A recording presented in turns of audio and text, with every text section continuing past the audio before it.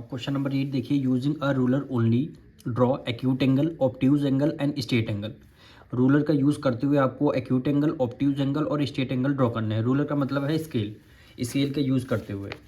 तो सबसे पहले हम क्या बनाएंगे, आपका फर्स्ट एक्यूट एंगल की बात हो रही है। एक्यूट एंगल, एक्यूट एंगल सारे हमारे 90 से स्मॉल होते हैं, सारे 90 से स्मॉल होते हैं। ये आपकी स्ट्रेट लाइन है, स्ट्रेट लाइन आपको ऐसे ड्रॉ करना है और 90 से कम, क्योंकि 90 डिग्री आपका ये एंगल होता है, एकदम स्ट्रेट एंगल ये आपका है। यहाँ पे क्या होता है 90 डिग्री होता है, पर 90 डिग्री के छोटे जितने एंगल होते हैं वो क्या होते हैं, सारे एक्यूट एंगल। अब ये हमने 90 डिग्री छोटा बना दिया, यहाँ पे एंगल फॉर्म कर देंगे तो ये क्या हो जाएगा, आपका एक्यूट एंगल हो जाएगा। इसकी नेमिंग कर लेंगे, यानी ए, बी और ये सी। सेकंड क्या बोला है, obtuse angle. Obtuse angle, obtuse angle का मतलब होता है 90 से ग्रेटर और 180 से स्मॉलर। 90 से ग्रेटर, 180 से स्मॉलर। अब 90, एक सबसे पहले आपको स्ट्रेट लाइन खींचनी है। एक स्ट्रेट लाइन देखिए, ये 90 डिग्री होता है, ये आप सामने लाइन खींच देंगे, ये 90 डिग्री होता है, 90 से ग्रेटर होगा तो आप क्या करेंगे, इसको इस तरफ थोड़ा बेंड करके बनाएंगे, 90 से ग्रेटर ये हो जाएगा। ठीक, तो इसको नेमिंग कर लीजिए, ए, बी, सी। ये एंगल हो जाएगा ऑब्ट्यूज एंगल।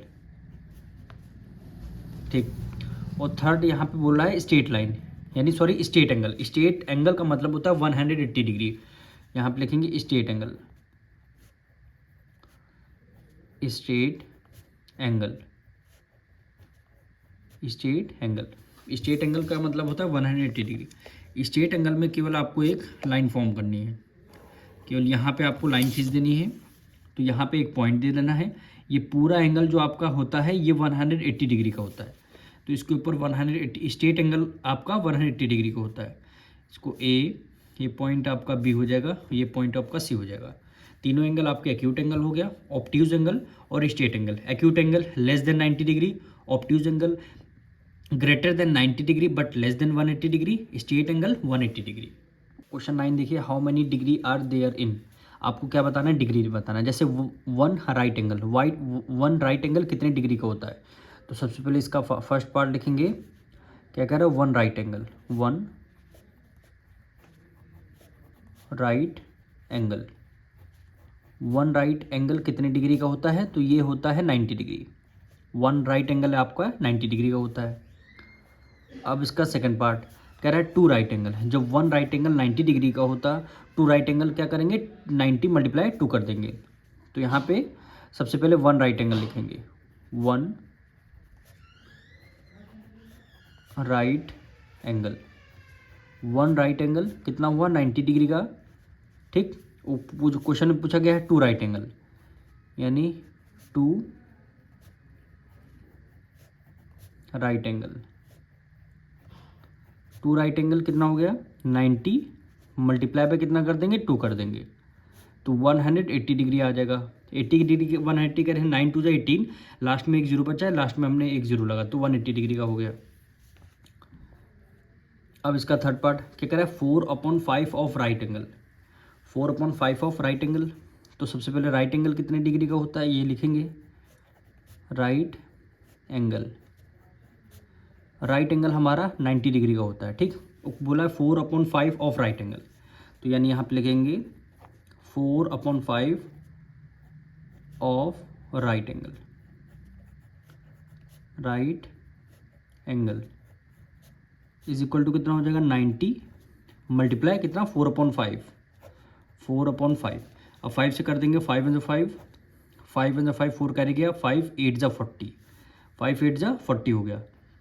18 की मल्टीप्लाई 4 से करेंगे, 18 4 जा 72, 18 4 जा 72। न्यूमरेटर में डिनोमिनेटर में 1 बचेगा तो 1 की उसमें कोई वैल्यू नहीं।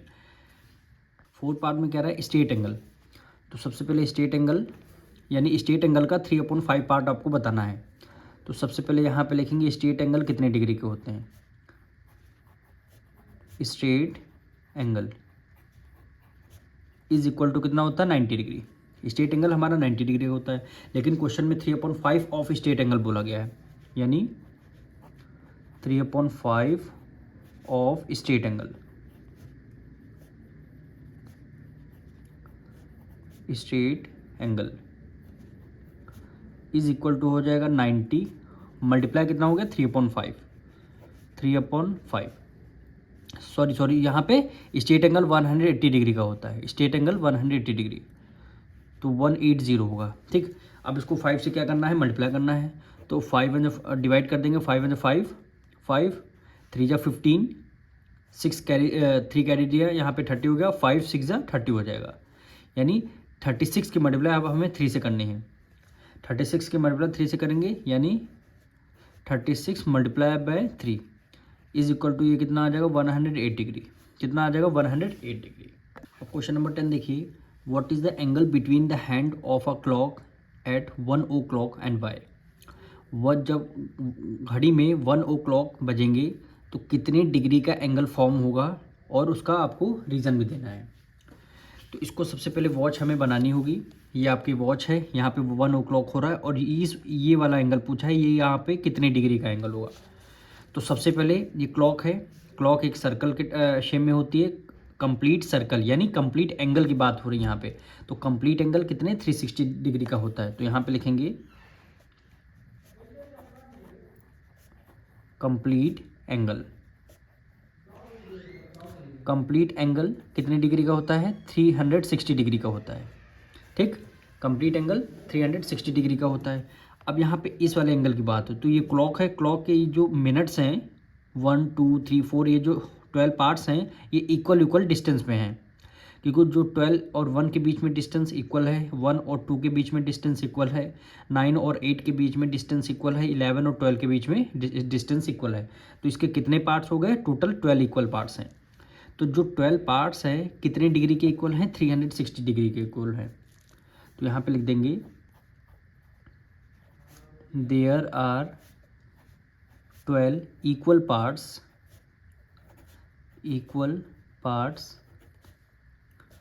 इन क्लॉक,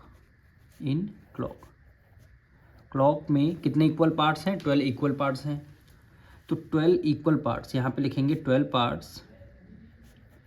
12 पार्ट्स हमारे कितने डिग्री के एंगल में हैं, यानी 360 डिग्री के एंगल में हैं। ठीक, 12 पार्ट्स हमारे 360 डिग्री के एंगल में हैं। तो हमें सबसे पहले 1 पार्ट की वैल्यू निकालनी है। क्वेश्चन में बोला है ना 1 जब आपका बजेगा तो कितने डिग्री का एंगल हो, यानी एक पार्ट की वैल्यू बोली गई। तो 1 पार्ट इज इक्वल टू हो जाएगा 360 को कंप्लीट एंगल जो होगा, और किससे कितने इक्वल ये नंबर हैं 12 पार्ट्स हैं, तो हम क्या कर देंगे 12 से डिवाइड कर देंगे। तो 12 की टेबल में क्या आता है 3 आता है, 12 की टेबल में 3 टाइम में 36 आता है। 12 3 × 36, लास्ट में 0 बचेगा, तो यहाँ पे 0 लिख लें। यानी एक जो एंगल होगा ये कितनी डिग्री का होगा 30 डिग्री का होगा। तो यही क्या हो जाएगा आपका आंसर हो जाएगा।